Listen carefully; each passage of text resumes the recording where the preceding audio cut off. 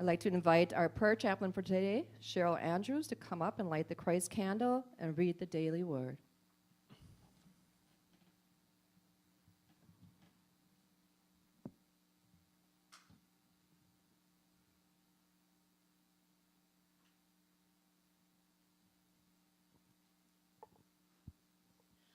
I light the Christ candle to remind us of the Christ within each and every one of us. Christ in us, is us, as us.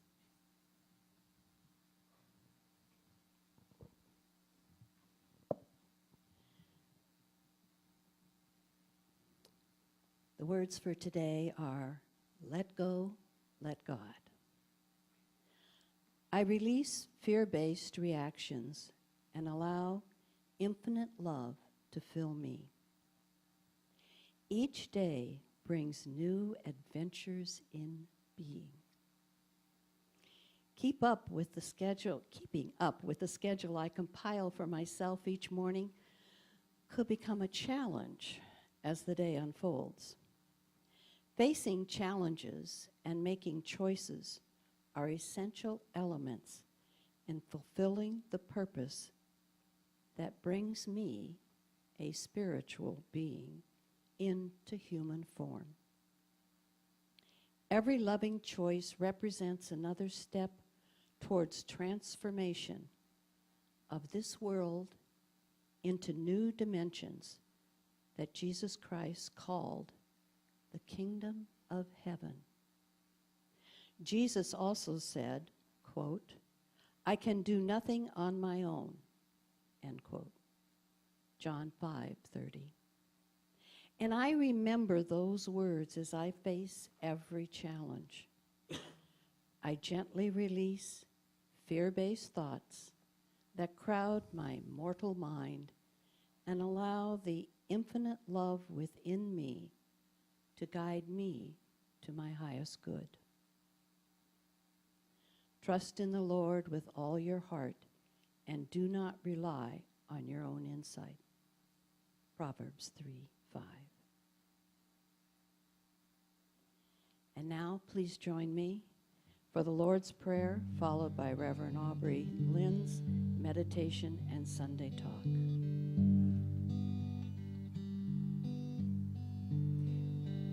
Our Father, which art in heaven, hallowed be thy name. Thy kingdom come, thy will be done on earth as it is in heaven.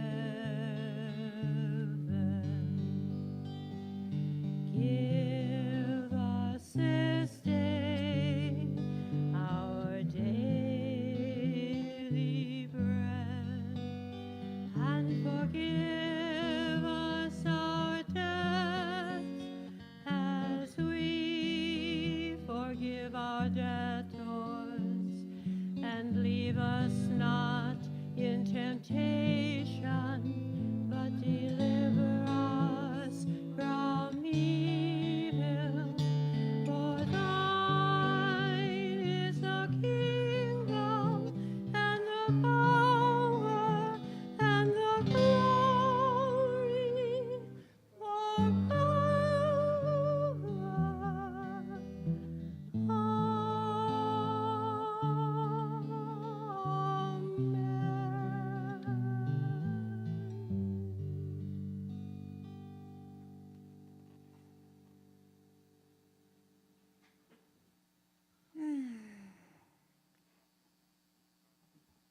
So Spirit said today, come with me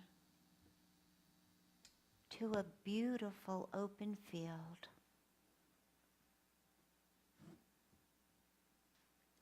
See the magnificence of what God created for us.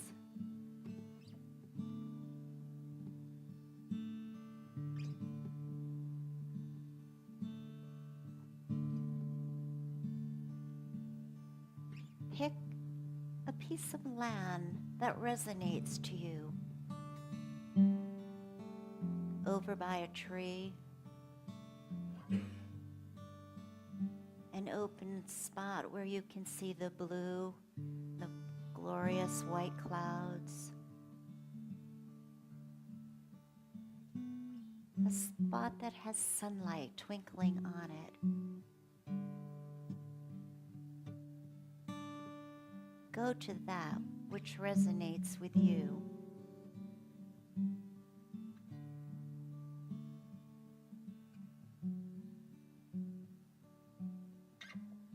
And today, in this moment that's been offered to you,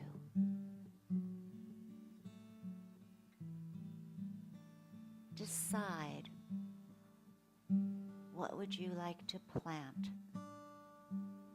in this new, beautiful, open to unlimited possibilities piece of God's earth?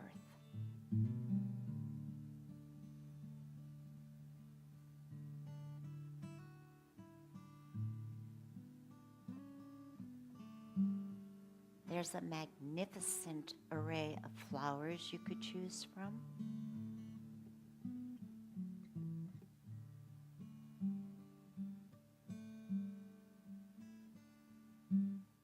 Perhaps flowering shrubs.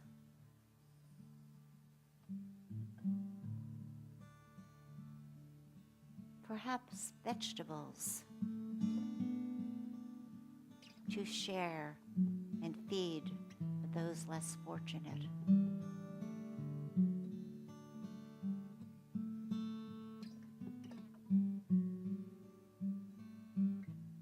Or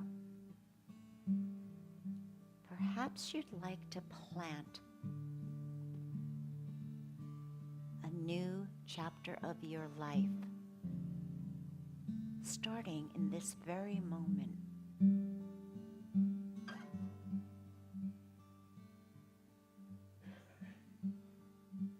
What would you plant?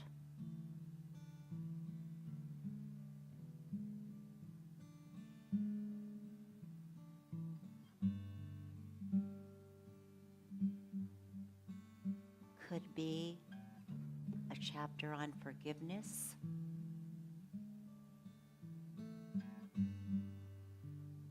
abundance,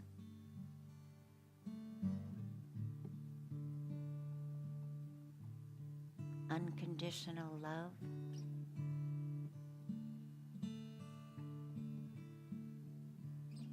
to have an open heart and soul where only spirit flows from and out into the world.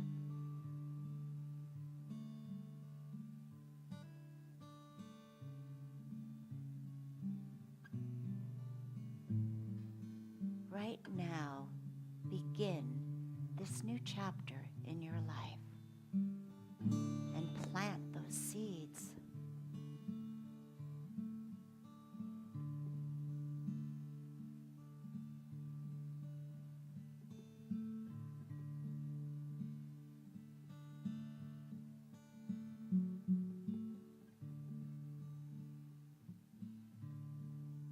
And know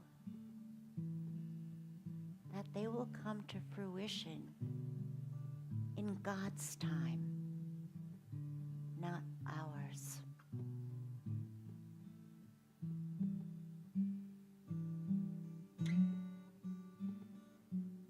So we release, we let go, and we know that what is in universal mind is already done and moving towards us for the harvest of our life.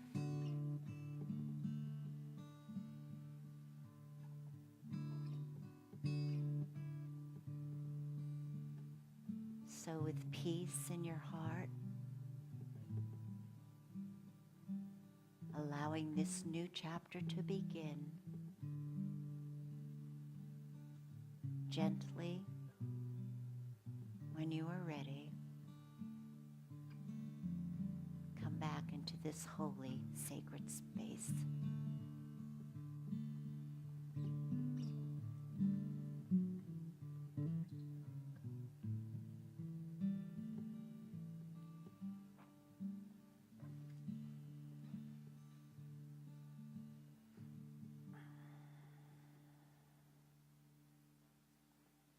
Welcome back.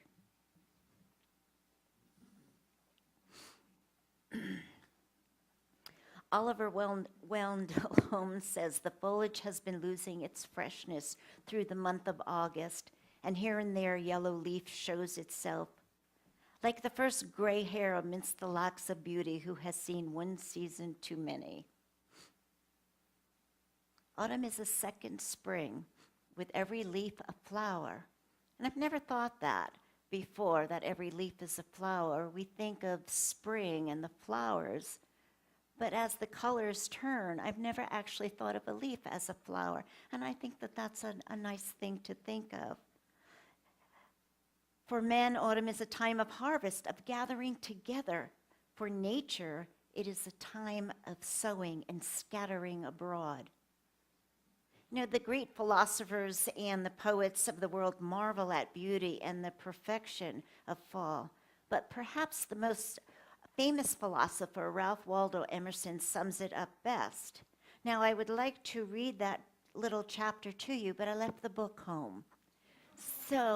But I'll go on with what Emerson says. He goes on to say, as I'm interpreting the essay that I didn't just read to you, that this is the time when men, and I added women, of wisdom drop what they're doing and head for the hillsides. How many of you drawn now to go hiking or go down by the river? I see hands going up. Yeah, because it's a beautiful time of year. So that they drop what they're doing and they head for the hillsides. He infers that we are drawn by our very nature to bask in the splendor of magnificent nature. And we are. There is nothing so beautiful as after winter when you go out and you feel that first warmth of spring, or after the heat of this summer and the mosquitoes, you step outside and you say, oh, the crispness of fall, it's so beautiful. And Emerson says that here is the sanctuary which shames our religions and reality and discredits our heroes. Shames our religions and reality, which discredits our heroes, because he's telling us that there is an intelligence and a peacefulness which man desires in his reality due to the ignorance of what's so important.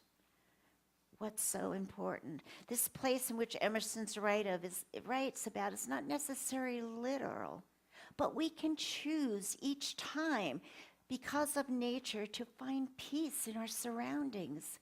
Mother Nature invites us to learn from her as the seasons change gradually without chaos, without fighting. So summer's not yelling at fall saying, just a minute, I'm not ready yet, and I haven't done this, this, and this, so therefore you cannot come. I'm not ready for you. No, summer gradually goes through the heat, and all of a sudden you notice one tree has a bit of orange on it, and you go, oh, fall is gently coming to us. So this autumn equinox, which just happened, I believe, at 9:30 last night or something like that, as it's called, or for those who followed, it's called the Old Way. It is known as Mabon, M-A-B-O-N, Mabon, and it's the time when day and night are equal. This is one of the 2 times a year when the sun crosses the equator. The actual date, as I said, was last night. So as the sun appears to cross the celestial equator from north to south, this marks the beginning of autumn. Autumn in the northern hemisphere. This is the time that the land is filled with the gifts of nature and the works of mankind. Look in your gardens as you see them turning, and as you're letting go of summer and bringing in the things that need to come off the patios, and when you're starting to take out the annuals and knowing next year you'll plant them, and as you're protecting the perennials and bringing in the last tomatoes and cabbage and whatever is growing, zucchini, whatever's growing, and start to get the soil ready, to get it ready for the next season that's coming. And it's interesting to note that this celebration, the autumn equinox, is considered a pagan holiday. And when I was first a minister in my own church, probably the first fall equinox, I don't remember, but I was doing this equinox service a little bit more metaphysical, and some people in my own church wouldn't come because it was a pagan holiday. Oh my God. So I looked it up in the dictionary, and it says a pagan is one without religion, one who is not a Christian, a Muslim, or a Jew. But the word actually comes from the Latin word paganus, which merely means country dweller. Country dweller, that's all. So what do these people of old have in common? They're dwelling on nature. They're dwelling on nature. So whether they realize it or not in their omission of religion, they are worshiping nature, Mother Nature, which is what? God, universal intelligence. So when someone says to me, I can't do a pagan holiday, I go, okay, fine, but they're just country dwellers. And I think we have some country dwellers in here as well. So Emerson writes this, he who knows the most, he knows what sweet virtues are in the ground, the water, the plants, the heavens, and how to come at these enchantments is the rich and royal man. So when we understand that everything comes from the ground, and we know those of us who are conscious of eating, we know that we want to eat that which comes from the ground. Emerson is telling us that all we have, all that sustains us, comes from the ground. And it doesn't matter if you're rich or poor. Because when you recognize the gifts of nature, you've reached a depth of manhood that brings you closer to your truer self, your higher self, your God.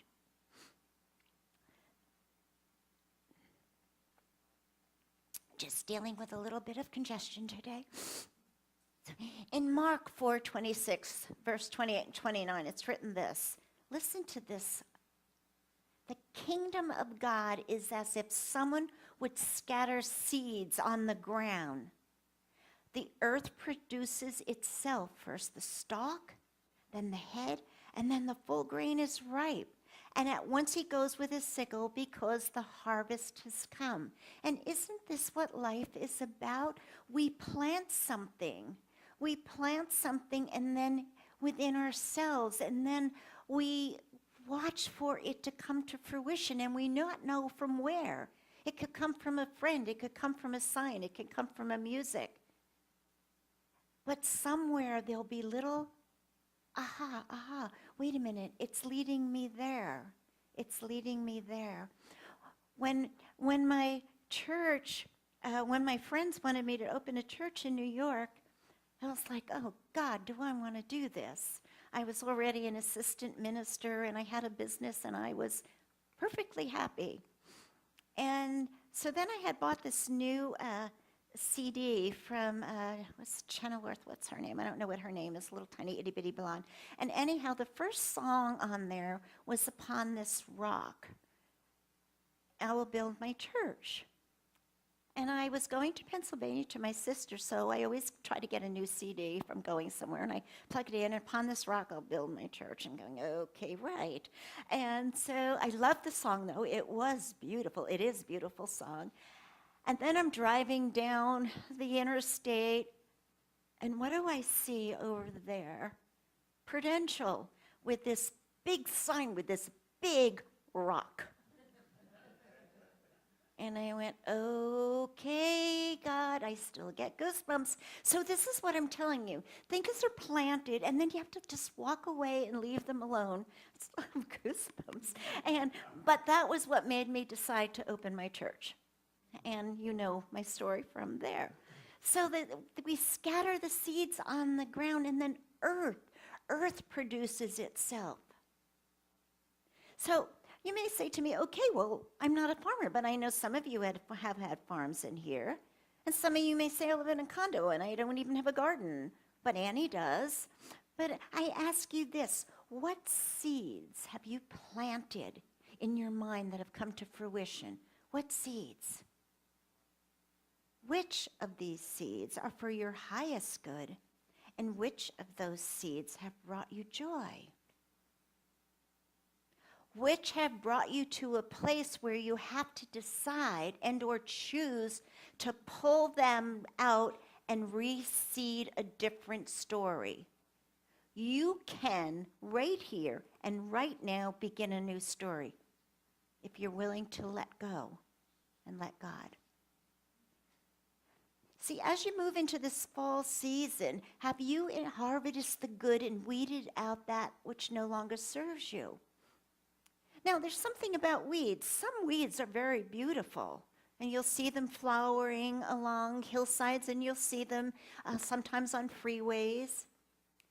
But they have one thing that they have a tendency to do. They have a tendency to choke out the flowers or the vegetables that you've planted. So sometimes you have to remove the weeds so that that which you really want to see to come to fruition will leave. So here's a question then. Do you have any weeds that are choking you? What is choking you? What is stopping you from being the magnificent you that you are? I mean, I am looking at a sea of beautiful, magnificent individuals right here. Every single one of you. But I want to digress for a moment. See, the reason that this teaching is called a religion, a philosophy, a way of life, and a science is because it is a science. So go with me for a minute. Just as the law of electricity is invisible, we still believe in it. Is this not true? So that we know if we plug in a lamp and the light bulb's working, we're going to get light, right? It's going to work. And we also know if we stick our finger in the socket, what's going to happen? We're going to go flying. I remember in the old days when we had to clean the ovens and get way in there before self-cleaning, and there was always that light. Do you know how many times I hit that light and went flying across my kitchen? Ah! So that's what happens when you stick your finger in a socket, right? So the same is true in the law of the universe, the law of cause and effect. That's what you sow, so shall you reap. We're all energy. Do you agree with me on that? We're all energy. There's a divine energy out there, and it's like this, and it's pulling us. And if we were a little bit further up sometimes, how about how many of you can talk to each other without saying a word? Right? I know, I start to talk to my sister and she finishes a sentence and it's not on a topic that we're familiar with. It's because we're communicating. How many times are you thinking, I got to call so-and-so, I got to call so-and-so, I got to call so-and-so, and so-and-so calls you, right? That's that intelligence out there. We're all energy and we come from divine energy. And what we plant and what we think attracts back to us then, that which we are. The universe says what? Yes. It says what? Yes. Okay, come on, wake up out there. All right. Okay. So are the laws real in your life? Is electricity real? Cause and effect? Real, right. So listen to this because it really needs for you to listen. Our friend Emerson tells us this. Cause and effects, means and ends, seeds and fruit cannot be severed. Okay? For the effect already blooms in the cause. The end then pre-exists in the means, the fruit, the seed. You cannot do wrong without suffering the wrong. It's not about a God in the sky judging you. Who are the worst judges of all to us? Ourselves, absolutely. So then, Because of this, the question is, again, what seeds have you planted in your mind? And which of those seeds were for your highest good? So many times we forget about our highest good. What is the best thing? How do I, we were talking in the Power of Eight, which, by the way, is a wonderful group of people. But in the Power of Eight, we have a sacredness. We put people here in sacredness with no judging, no advice, no opinions. Because when we go into that higher consciousness, then we're not thinking. There's a sacredness, and we care for each other. And people that are in the Power Eight are saying, I felt that energy. One person said, like, my head is with the heat, and the energy is coming up. And so it's so important that we remember about our highest good. Now, a lot of us do so much for other people, and that is so wonderful, and that's perfect, and that's what we're here for. But what about what's for your highest good first? So there's so much more within you to give. We are here to give, and we are here to receive, and we are to give love, and we are to receive love. It's a circle, and it never stops. Only when you start choking yourself with the weeds that don't belong in your harvest anymore do you stop that circle.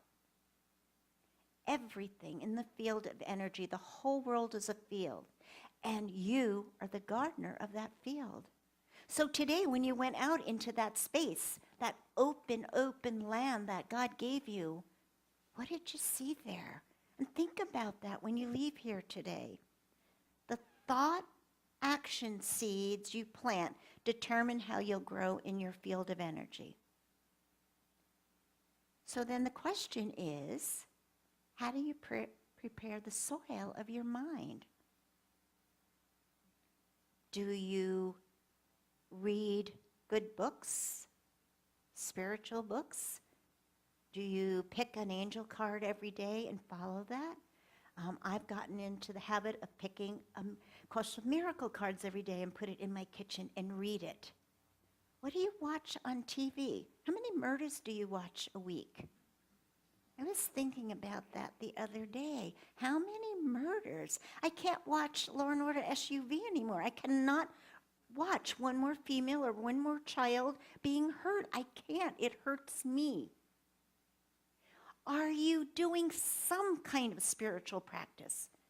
Yeah, I'm a minister. I do all of them. And I have to tell you, I was sick all week, and I did none of them. I'll be really honest, except I took creative thought to the doctor with me. But what are your spiritual practices? Just do one. Do you meditate? And that doesn't mean sitting on a mountain saying Om. That means allowing time for yourself, a stillness, a peacefulness, sitting out in your gardens, whatever. Or do you journal? So, well, I don't have a journal. Write a question and let your hand write the answers. Just write a question. Or note to myself, hey, self, this is blah, blah, blah. Your hand will write it. It's not about handwriting, and it's not about spelling, and it's not about if anyone else could ever read this, because they shouldn't anyhow. It's about what's coming. Let it pour from you. Or read creative thought. That's religious science. Read Daily Word. But you know what I'm saying? Do something every day, one thing, and let that then morph into other things. What are you doing to prepare your mind was my question. Who are your friends? Are they of like mind, or are they hurting you? And you know, this question has come up with two different people in the past couple of weeks. And by the way, yes, people come in for counseling and prayer work. And here's my answer to that. What do I do with toxic people who have been my friends for years? What you do with them is you bless them and let them go on their way. Remember, people come for a day, a reason, a season, or a lifetime. Everyone that you have met doesn't necessarily mean they're in your life for a lifetime. And there's nothing wrong with each of them. Nothing wrong with each of them. No spring nor summer beauty hath such grace as I have seen in an autumn face. That's a poem written in the 1600s by John Donne. Autumn is the most beautiful time of the year. Would you agree with me on that? I mean, I know we like the spring flowers, but the colors of autumn, when I lived in New York and going up to West Point and along the Hudson River, you have never seen such magnificent colors in your life. So that we have to celebrate this. We have to celebrate each season and be grateful for it. Be grateful for what it brings. We learn from our gardens. Turn over that earth, sow, weed, water, wait. These are the lessons we learn from garden. We have to wait. We sow what we reap. And remember, some things don't harvest in the first year. Bamboo takes 5 years, I believe. Sometimes we think our prayers are not answered, and maybe we're just not ready to hear the answer. So don't say this stuff doesn't work. Of course it works. By the level of what? Your belief, your passion, how you embody that which you're putting out there. Say, I'm listening, God. I'm listening. Let me know when you're ready. I'll hear you. We have to decide if what we have is harvest in the world of effect or rooted in spiritual world. We want everything we say and everything we do to be rooted in this spiritual world. It's the spiritual world that we need to trust. As nature has its own plan, so our prayers will be answered in that divine plan. There's music in the meadow. The air in autumn is here. Skies are gray, but hearts are mellow. The Semites often said there is bread and salt between us, meaning we are of solemn agreement.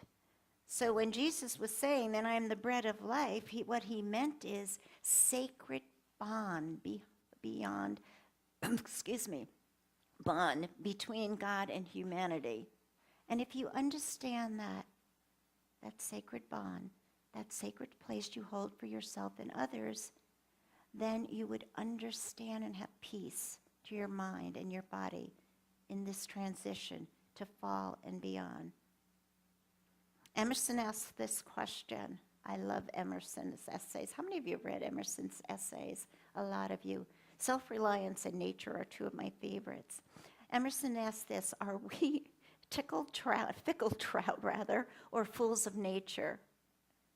One look at the face of heaven and earth lays all petulance at rest and soothes the wiser conviction.